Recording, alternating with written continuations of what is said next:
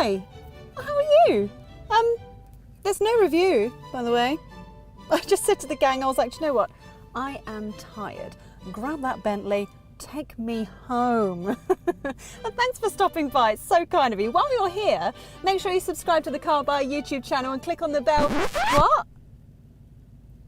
Sorry, no. Well, I can, yeah. Well, I can do a quick review if you want me to do I can do a quick review. All right, I'll do a quick review. Take me to a filming location.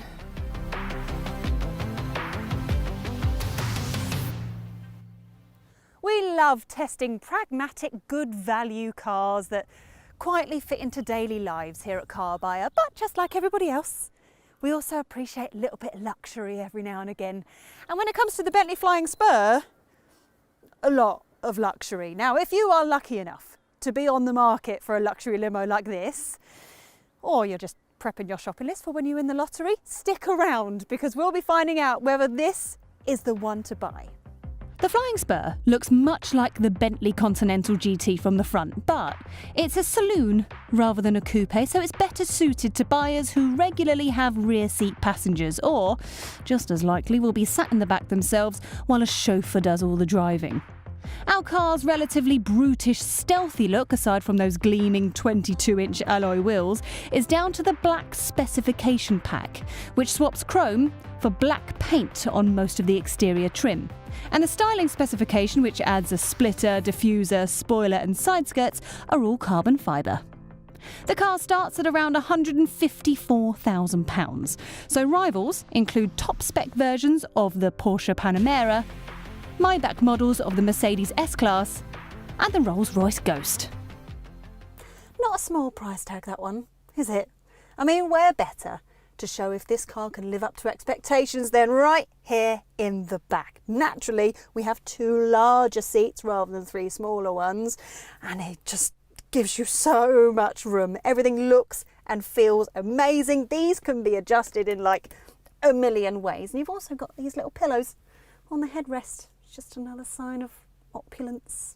Now this car has the optional Mulliner driving specification, so that gives the raised quilted leather on the seats and also the raised pattern on the doors. It feels so nice now. I feel like I'm part of my own little private members club.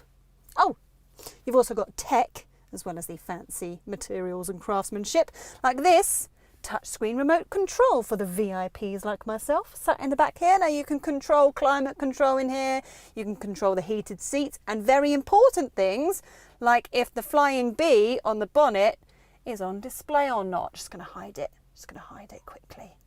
Yeah. Oh, special mention has to go for the name for Bentley sound system, which I can also control on here, and that, yeah, might cost just under £7,000, but you should have heard the disco I had in here earlier. It was awesome. We had Tina Turner on, the lot. Well, anything else to mention? Oh, well, I mean, in case you were worried about what we had to sacrifice the middle seat for, well,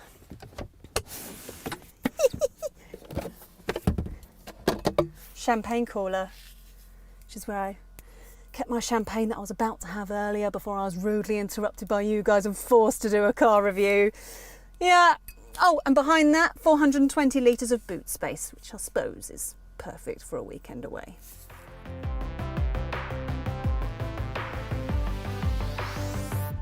Now up here in the front, the experience is just as lavish.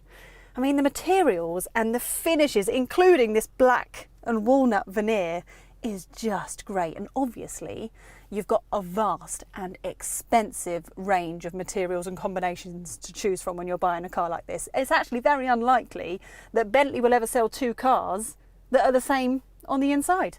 The infotainment system is run by this 12.3-inch screen, which is perfectly easy to use. I'm sure many of you have seen this rotating display. It's generally very, very popular. Makes me feel like I'm James Bond. Of course it does, pop it. Problem is, you do have to pay extra money for that. £5,000 to be precise, but You do get to choose between having a nice veneer finish, or you can have the analog dials, or if you fancy the screen, put the screen back if you want to. Now this brings me nicely to the screen behind the steering wheel. It's fully digital and it looks great. I mean, I would like it to be a little bit more Bentley. I would like to have some sort of physical analog element to it. I wonder if they've got a suggestion box somewhere that's made out of like eucalyptus and marble or something. I mean, honestly, I'm nitpicking. That is just personal preference rather than anything actually being bad in here, because everything in here is absolutely wonderful. There are currently 2 models of the Flying Spur on offer. The W12 uses Bentley's famous 6-litre engine of the same name. It also has 626 brake horsepower and gets the car from 0 to 62 in 3.7 seconds, which is pretty incredible given that it weighs almost 2.5 tonnes. The V8 version was added a little bit later and uses VW Group's twin-turbo 4-litre engine with 542 brake horsepower and a 0 to 62 time of 4 seconds. It doesn't really feel any slower in a straight line than the significantly more expensive W12. The V8, like the one we've got here, is every bit as fast as the numbers would suggest. I mean, I know obviously this is a very big and heavy car, but the way it responds when you put your foot down is seriously impressive. You could be putting about at any speed, and all you've got to do is ask for a little bit of acceleration and it's just there instantly and effortlessly in one big wave. It's awesome. Now this Flying Spur has 4-wheel drive, which favours the rear wheels, but that doesn't mean it's going to lose any traction. It doesn't feel like it's going to lose any traction, despite how powerful the engine is. While not everything about this car is strictly logical, some buyers that would buy a car like this are used to having the best of the best, regardless of the price. But it does seem a little bit unnecessary to us to pay an extra £20,000 for the larger W12 engine when this V8 is so fast. One thing prospective owners could do with that 20 grand is put it towards the frequent and expensive trips to fill up the car's 90-litre fuel tank.